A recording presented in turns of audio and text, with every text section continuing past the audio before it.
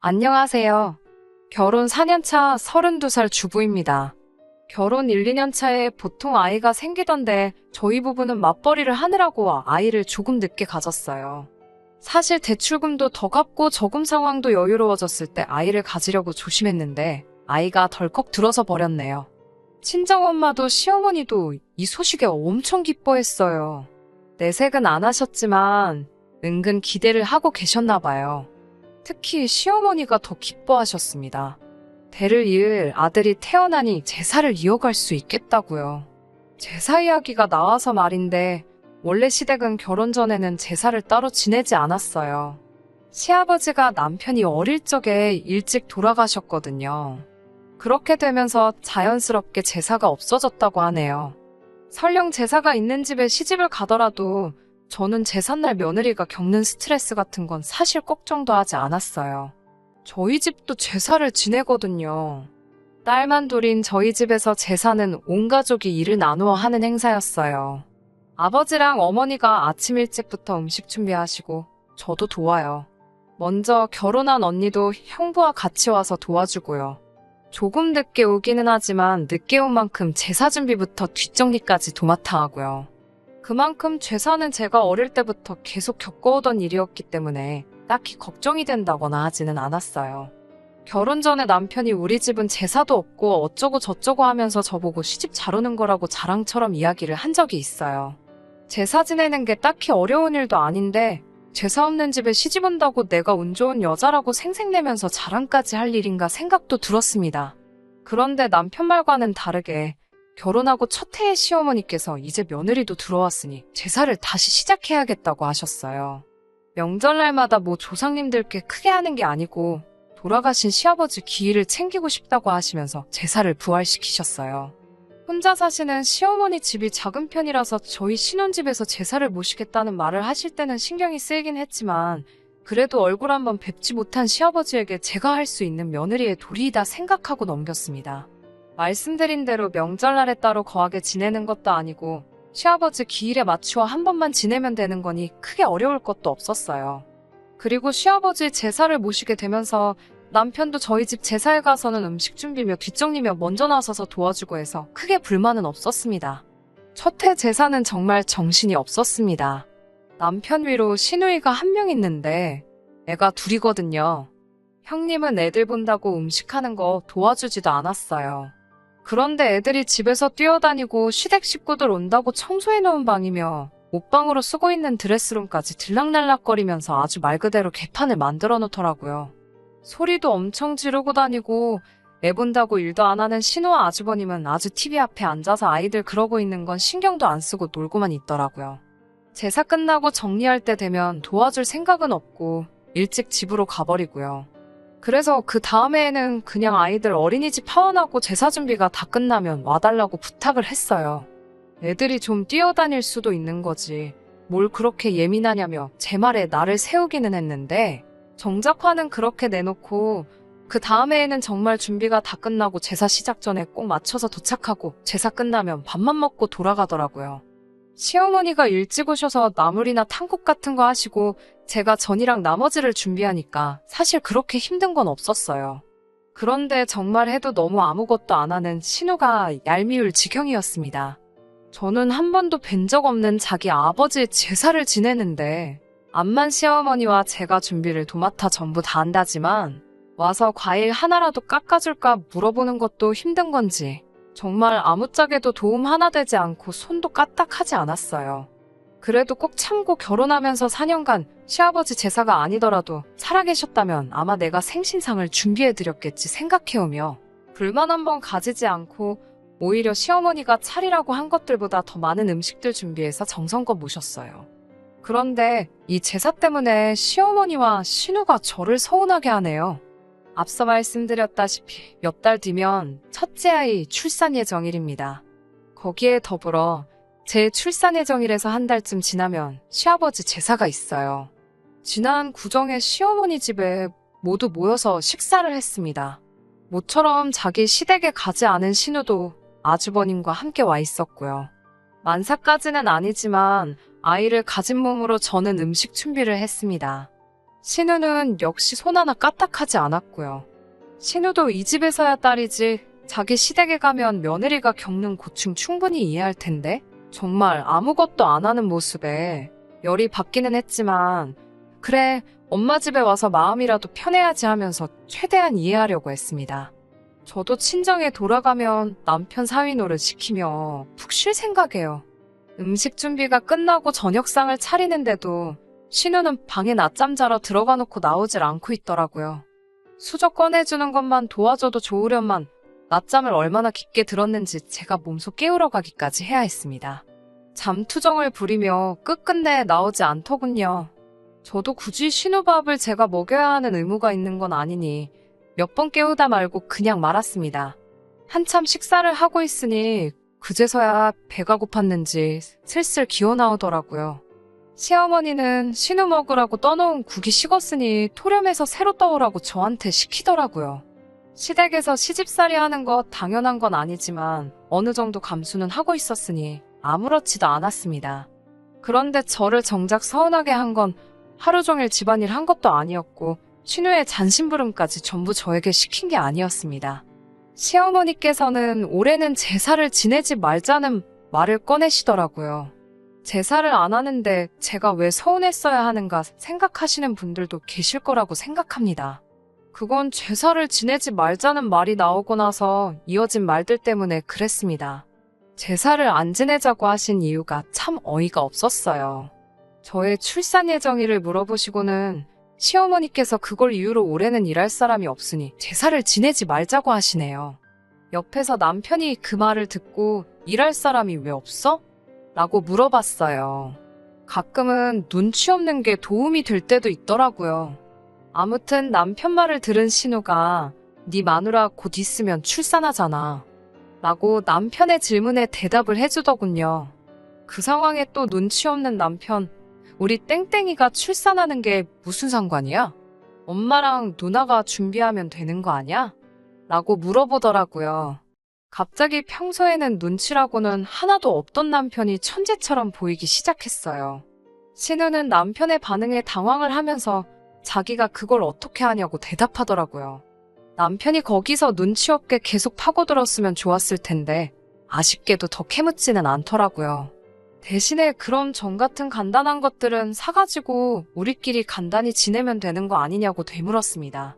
이번엔 시어머니가 당황해서 그래도 명색이 제사 음식인데 음식에는 정성이 들어가 있어야지 음식 사서 했다가 네 아버지가 오셨다가도 음식 보고 실망해서 왔다가 그냥 가버리겠다는 말로 둘러대시더라고요. 남편은 그 말에 또 그게 무슨 소리냐는 듯이 그러니까 정성이 필요하면 누나하고 엄마가 같이 하면 되는 거 아니야? 하고 되묻더라고요. 남편이 평소 돌아가신 아버지에게 애틋한 마음이 있고 오히려 요 몇 년간 제사 지내면서 참 아버님께 보답하는 것 같아 마음이 좋았었다고 하면서요. 아무튼 남편이 엄마랑 누나가 하면 되는 거 아니냐.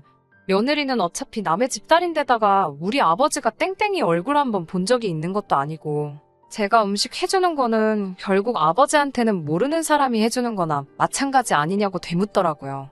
그러면 그냥 밖에서 음식 사다가 하는 거랑은 뭐가 다르냐면서요. 남편의 의외의 질문에 두 사람 다 아무 말도 잊지 못하고 덕분에 신우는 괜히 언성을 높이면서 받아치다 보니 명절자리 분위기도 많이 안 좋아졌어요. 시어머니께서 상황을 수습하신다고 됐다고 싸우지들 말고 올해는 그냥 제사가 없는 걸로 하자고 하더라고요. 그날 집에 돌아가는 길에 남편이 자기 어땠냐고 물어보더라고요. 평소에 눈치도 없고 자기 의견 못 내는 못 믿어온 성격이었는데 그런 남편이 봐도 제가 출산하는 것 때문에 제사를 안 지낸다는 말이 어이없게 들렸나 봐요. 그래서 아무것도 모르는 척 행동해서 두 사람에게 한 방 먹여준 거라고 하네요. 웬일로 남편이 그런 걸로 저를 다 기쁘게 해주더라고요. 고맙다고 말하고 집으로 돌아왔지요. 그날은 그냥 그렇게 넘어가나 했는데 그날 저녁에 신우한테서 전화가 왔습니다. 저한테 올케는 그 상황에 어떻게 아무 말도 안 하고 있을 수 있냐고 자리에서 언성 높아지고 시언니 시어머니가 곤란해하는 상황이면 아무리 출산 예정이라고 겹친다고 해도 적당히 눈치 보다가 네가 알아서 음식 준비 도울 테니 제사를 지내자고 말 한마디 했으면 되는 게 아니냐고 저한테 따지더라고요. 너 때문에 시아버지 제사를 못 모시게 된 거나 다를 바가 없는데 어쩜 그 상황에 미안한 기색도 없이 말 한마디 안 하고 똥 씹은 표정으로 가만히 상황만 지켜볼 수 있느냐고요. 이미 시어머니께서 일할 사람이 없어서 제사를 지내지 말자는 말을 꺼내셨을 때 일할 사람이 없다는 말이 저를 지칭하고 하신 말인 걸 눈치를 채버려서 그때부터 저도 표정 관리를 제대로 못했거든요. 원래 시댁 제사는 며느리가 챙기는 거 몰랐어 라고 하면서 제가 며느리로서 당연히 해야 할 의무를 안 하는 거라는 식으로 말을 하더라고요. 더 늦기 전에 시어머니께 전화드려서 그냥 제사 음식 준비하겠다고 말씀을 드리라는 식으로 강요를 했습니다. 솔직히 너무 억울하고 화가 났는데 옆에서 신우랑 대화하는 걸 지켜보던 남편이 자기한테 다 생각이 있다고 자기만 믿으라고 하더라고요. 그러고 나서 남편이 전화기를 들어 전화를 건 곳은 신우의 시어머니였습니다. 원래 어려서부터 신우 아주버님, 남편 이렇게 셋이 한 동네에서 같이 자라왔고 명문대를 나오신 신우의 시어머니는 세 사람을 공부도 봐주며 저희 시어머니와도 가까이 지내셨다 하더라고요. 남편도 그래서 잘 알고 지내던 사이였고요. 거기에 또 배우신 분이라고 우리 시어머니께서는 사돈관계가 되기 전부터도 신우의 시어머니 말이라면 무조건 전적으로 따랐다고 합니다. 애초에 시어머니가 시아버지 돌아가시고부터 제사를 안 지내기 시작한 것도 신우의 시어머니가 그 집에 제사를 없앤 모습을 보고 우리 시어머니도 따라서 없애신 거라고 남편이 설명해 주더라고요. 이제 와서 시아버지 제사를 부활시킨 게 자비를 할 수 있는 며느리인 제가 들어와서 그런 건지 아니면 정말 먼저 떠난 남편 기일을 챙겨주고 싶었던 건지는 모르겠지만 말이에요. 남편은 신우의 시어머니에게 신우가 한 말을 낱낱이 말해주기 시작했습니다. 신우의 시어머니는 특히 시댁 제사는 며느리가 챙기는 거라고 말한 신우의 발언에 몹시 불쾌해하시더라고요. 본인이 시집와서 제사를 없애버린 것도 며느리가 혼자서 제사 준비하는 불공평한 구조가 못마땅해서 없앴던 거라고 하더라고요. 신우는 시어머니 잘 만난 덕분에 원래였다면 1년에 총 19번의 제사를 모셨어야 했는데 시어머니 댁에서부터 그걸 끊어버린 덕분에 1년에 딱 한 번 추석에 조상님께 간단하게 차례드리는 것 말고는 아무것도 하지 않을 수 있던 거였죠. 차례상마저도 대추와 곶감 같은 과일 몇 개, 어포나 육포 하나만 내서 간소하게 차린다고 합니다. 이미 신우가 시집가기 전에 없어진 제사이니 신우는 이 사실을 알지도 못했어요. 아무튼 신우의 시어머니는 남편의 이야기가 끝나자마자 신우를 호출하더라고요. 얼마 지나지 않아 신우가 도착을 하니 거실에 앉아있던 저를 보고 제가 여기 왜 있지? 하는 반응을 보였어요. 신우의 시어머니는 앞뒤 다 잘라먹고 대뜸 올해부터 우리 집도 제사를 부활시키기로 했다고 폭탄 선언을 하셨습니다. 거기에 마침 신우의 올케인 제가 우리 집에서 제사 음식 준비를 한다고 하니 저에게 제사 음식 준비하는 법이나 여러 가지를 배우라고 하시더라고요. 신우에게는 시어머니지만 어려서부터 선생님하고도 같은 존재셨으니 그분의 말에 신우는 꼼짝을 못하고 네 하면서 대답만 하고 있더라고요. 시댁 제사는 며느리가 챙기는 거 알고 있지? 잘 부탁한다. 라고 말씀하시고 본가에서는 원래 1년에 총 19번의 제사를 지냈다는 사실을 말해주셨어요.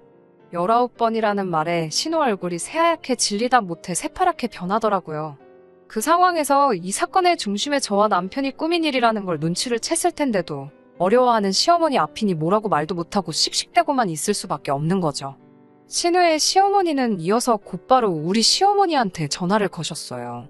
그리고 마치 누이 동생에게 잔소리하듯이 한마디 하시더라고요.